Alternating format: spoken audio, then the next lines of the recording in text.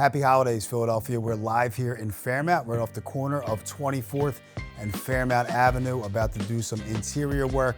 Here's day one of a kitchen cabinet project. What to expect? Obviously, the guys are removing the doors, the drawers, and the hardware, preparing these cabinets to paint. These cabinets were old school, walnut stained, very, very dirty from a lot of cooking grease. We take the doors and the drawers to our shop, prep them properly and spray them, and then hand deliver them. As you can see here, they pretty much come back individually wrapped like a gift.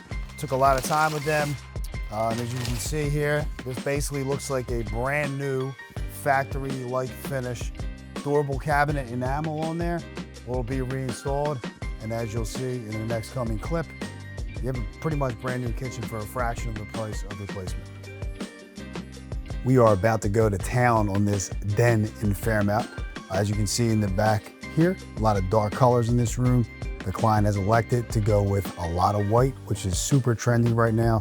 I've been saying it for the past year and a half. White is the new gray. For about 10 years, we did a lot of grays. Seen a lot of whites coming back. Check out this amazing transformation. This room used to feel dark, heavy, and closed in. And it wasn't because of the size or the layout. It was because the walls weren't prepped correctly and the color wasn't working with the light. We started by fixing the foundation. Then we finished the space in a modern white, designed to reflect light instead of absorb it. The difference is immediate. Natural light travels better. The room feels more open and the entire space just feels calmer and more intentional.